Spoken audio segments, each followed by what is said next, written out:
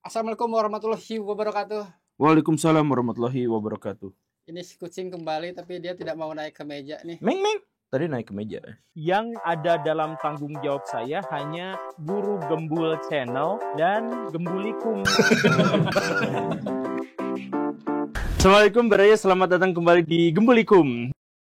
Mau info untuk Baraya semuanya pada tanggal 2 September Pak Guru akan ada acara simposium atau diskusi yang bertemakan meretas kembali jati diri bangsa bersama Pak Haris Azhar dan lain-lain. Dan di tanggal 6 September teman-teman mari datang ke Politeknik Negeri Sriwijaya Palembang, Sumatera Selatan. Guru Gembul akan hadir di sana. Iya. Sumatera Selatan ya teman-teman. Pak Guru saya mau mulai dengan ada video yang sangat menyentuh hati dan perasaan. Wah. Kemarin sempat marah-marah kan, sekarang kita bikin video yang agak menyentuh hati.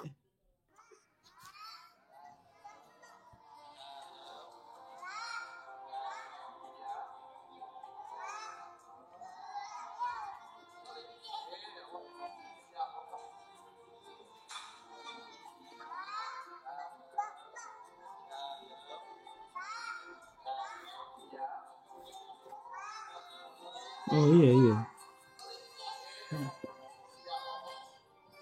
Saya tuh pernah datang dan turut menggalang dana untuk panti semacam itu, tapi bukan panti untuk anak-anak yang itu sepertinya pantinya alhamdulillah sehat-sehat ya anaknya ya.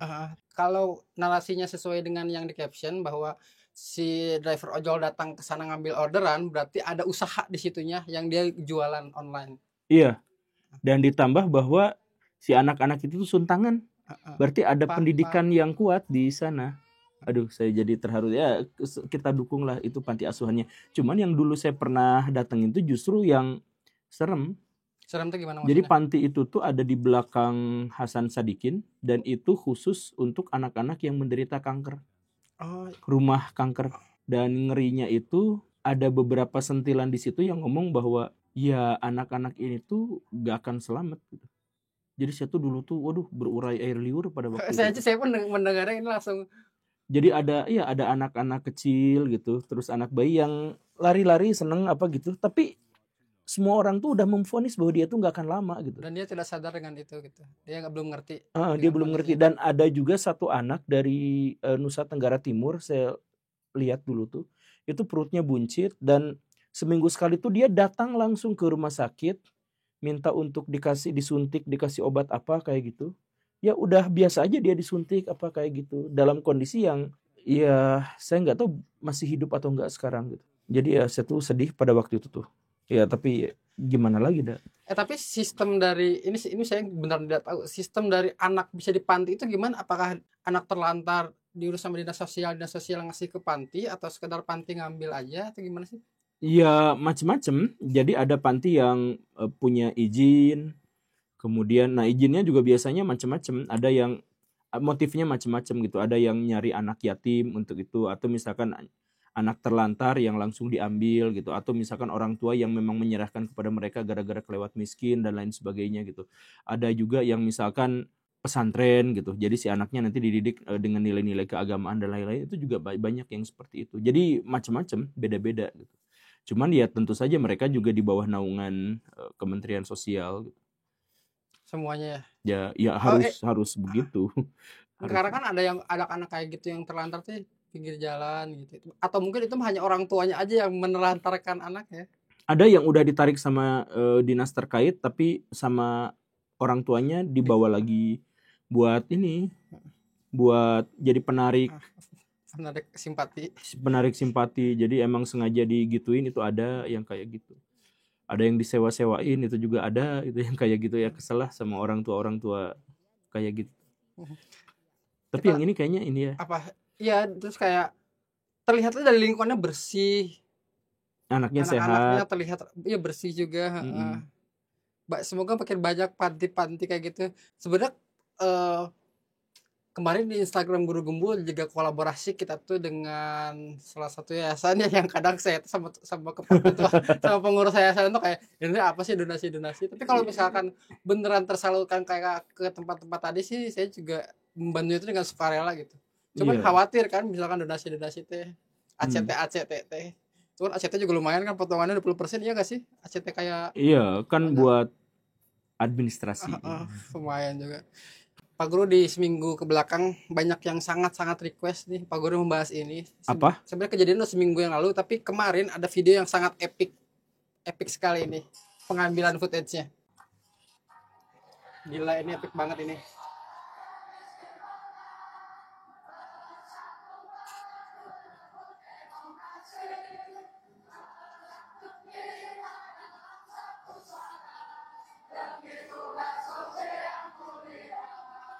Nanti abis ini kamu yang bertanya ya, apapun. Saya biasanya menghentikan video, tapi ini seru. Epic banget itu. Epic. Ambil footage-nya keren juga. Terus ada footage yang satu lagi. Ini gokil juga nih.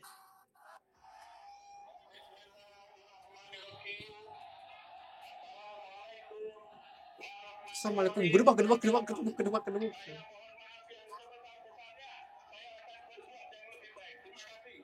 Yo.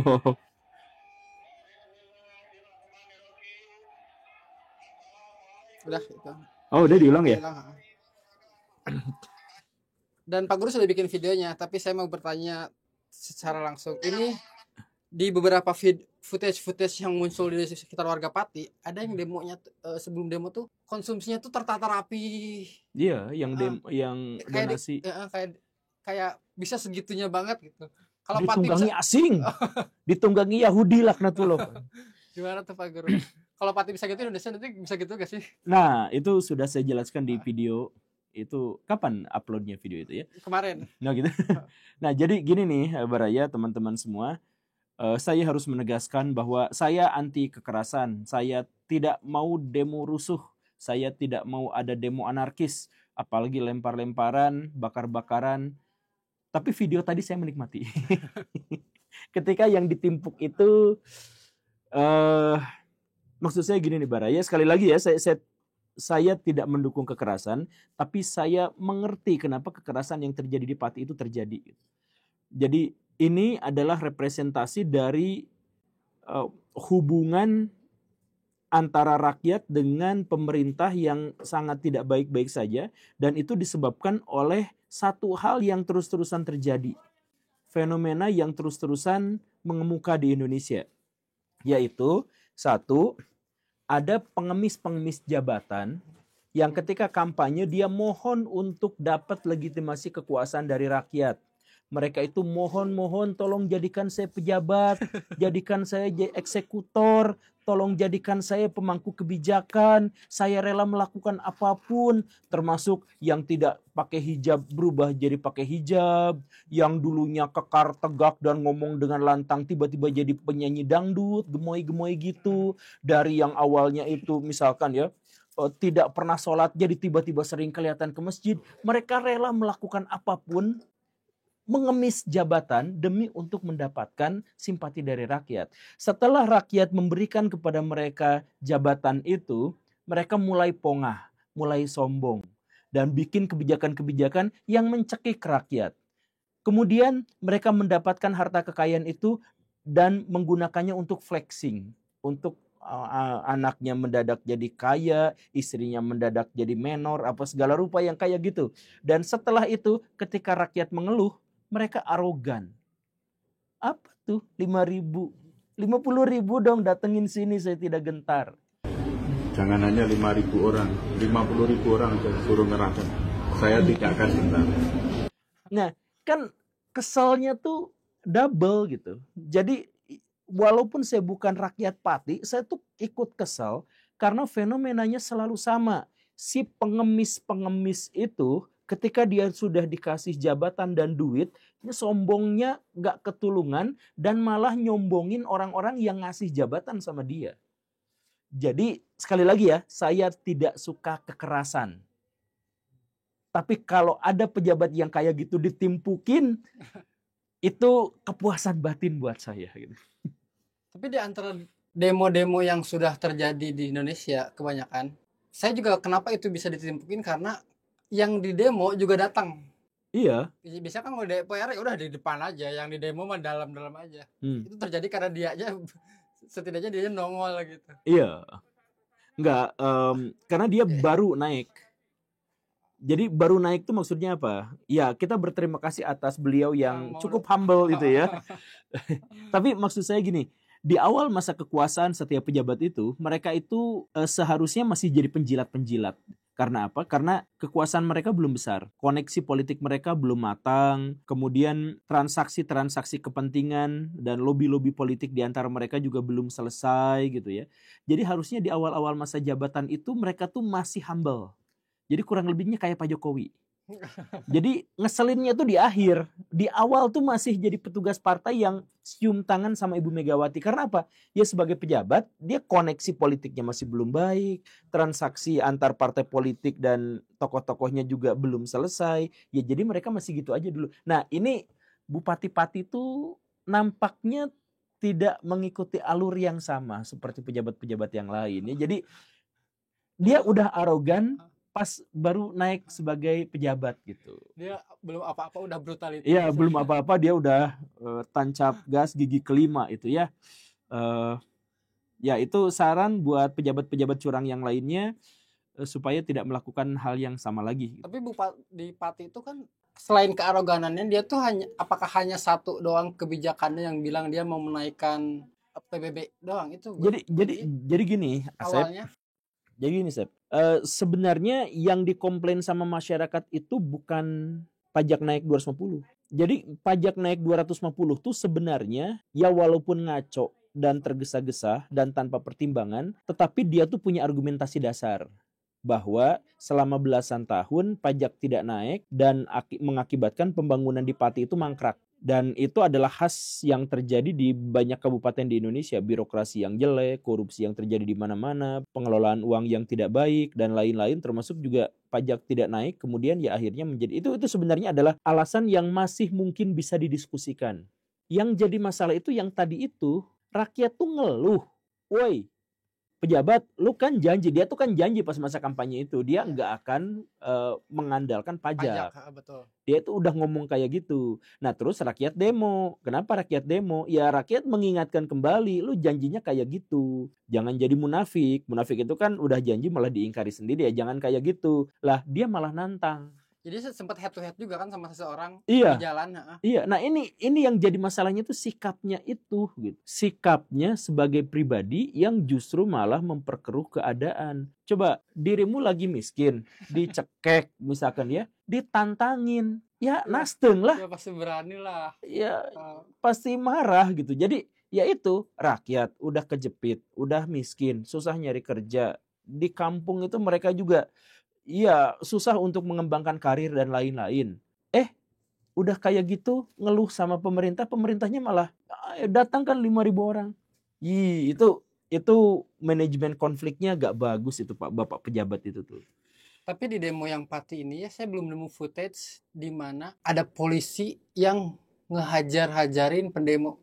Biasanya kalau misalkan di Jakarta, sekarang kebanyakan yang demonya mahasiswa, selalu ada tuh footage si polisinya tuh ngehajar-hajarin pendemo. Tapi di Pati saya belum nemu sih. Ada dua hal.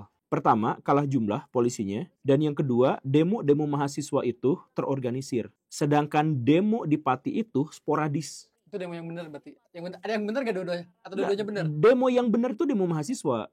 Makanya gini nih, kalau demo itu teratur, ada aturannya. Jadi tinggal pilih siapa yang mau melanggar peraturan duluan. Gitu kan? Nah, tapi kalau demo Pati itu sporadis. Maksudnya ya memang mereka itu terkoordinir dengan baik. Mereka itu apa? Tapi peserta demonya itu adalah rakyat, petani yang kelaparan, bukan orang yang punya isu besar gitu. Punya isu besar gitu, bukan. Tapi mereka datang bukan untuk menyampaikan aspirasi, mereka datang untuk menyampaikan emosi. Jadi itu bedanya. Bayangin, polisi ngegebuk satu orang aja, itu bisa dibakar hidup-hidup. Mahasiswa nggak mungkin melakukan itu. Dan footage yang di Pati itu si polisinya yang digebukin. Maaf Bapak polisi, saya tertawa atas penderitaan Bapak. Saya tahu Bapak tidak bersalah, saya tahu Bapak hanya menjalankan tugas. Sekali ewang lah. Saya mohon maaf. Tapi ya itu sekali lagi ya, Bapak itu bukan sebagai pribadi, kalau secara pribadi saya berempati gitu, cuman sebagai bagian dari alat negara gitu, alat pemerintah harusnya. Ini Bapak digebukin tuh tidak membuat orang-orang tuh merasa bersedih gitu. Dalam hal ini tuh saya mohon maaf ya Bapak-bapak polisi gitu. Ya sekali lagi Bapak hanya menjalankan tugas dan Bapak menjalankan tugasnya dengan baik, tetapi ketika digebukin saya merasa rakyat pun sedang melakukan tugas dengan baik gitu. Maaf ya Bapak polisi, maaf. Ini seru. Terima kasih Pak Guru untuk kali ini. Tapi Pak Guru, sebelum saya mengakhiri hal ini, kan di membership Guru Gembul tuh ada sesi kita diskusi. Oke, nah ya. Di sini ada orang langsung Pak Guru datang dari Jawa. Jadi setelah perbincangan tentang Kabupaten Pati ini, seharusnya apa yang harus dilakukan seorang bupati untuk menangani hal yang seperti ini, itu gimana? Mundur. Langsung Mundur. Jadi pemerintah itu boleh salah. Pemerintah itu boleh bikin kebijakan yang tidak sesuai dengan ekspektasi rakyat, boleh. Tapi ketika pejabat itu sudah tidak dipercaya lagi sama publik, kalau dia melanjutkan pemerintahan, itu justru akan menghamburkan anggaran yang hasilnya bagaimanapun jelek. Krisis yang paling buruk di sebuah negara itu adalah krisis kepercayaan. Jadi kalau misalkan kita rakyat kelaparan misalkan, tapi dia masih berharap pada pemerintah, masih bisa diselamatkan. Ketika rakyat kurang pekerjaan, tapi dia masih nyambung berkomunikasi dengan pemerintah, ya itu juga masih bisa diselamatkan. Tapi ketika rakyat mendengar pemimpin ngomong ini itu malah ditimpukin, oke, itu selesai di situ. Ingat, demokrasi yang paling kuno itu sebenarnya bukan rakyat memilih pemimpin. Demokrasi yang paling kuno itu adalah rakyat menjatuhkan pemimpin. Jadi demokrasi di Yunani itu dulu, itu tuh disebut demokrasi itu bukan gara-gara rakyat memilih pemimpin, bukan pada poin itunya. Tapi ketika rakyat boleh mengajukan ketidaksetujuan ketika pemimpin ini berkuasa. Jadi misalkan kalau tidak salah angkanya nanti silakan cek lagi, di Yunani kuno itu ada 60.000 orang pemilih katakanlah ya, hanya laki-laki saja, hanya laki-laki dewasa saja. Nah, ketika 20.000 diantaranya itu nitipin sebuah tulisan bahwa saya tidak setuju atau saya tidak percaya lagi pada pemimpin ini, maka pemimpin itu tuh harus dilengserkan. Jadi kepercayaan publik disitulah. Nah, Pak Bupati ini sudah menegaskan bahwa dia itu sudah tidak lagi dipercaya oleh publik.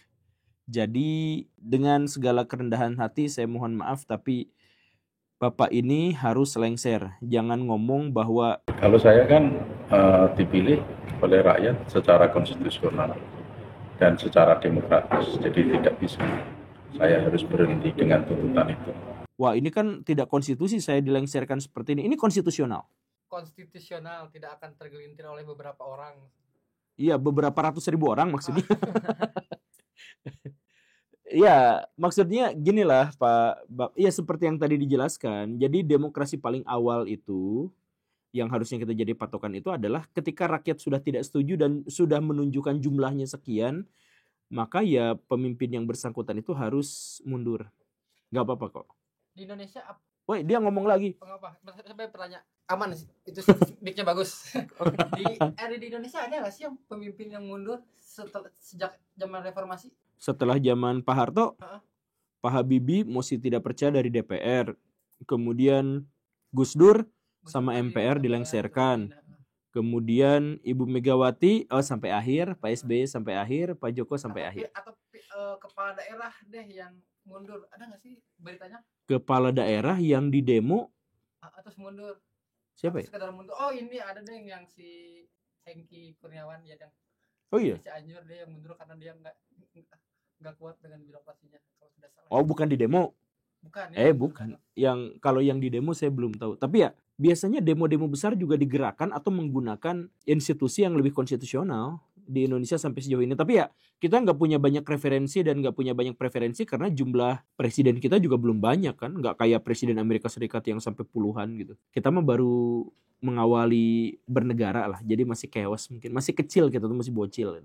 Masih dalam masa pertumbuhan. Baru 80 tahun. Untuk sebuah negara 80 tahun tuh ya masih bocil lah. Masih bayi. Gitu. Kalau mau memang ada demo-demo seperti pejabat seperti ini, turunnya pasti gara-gara banyak demo atau memang Iya, sampai sejauh ini sih belum ada. Cuman demo-demo itu bisa.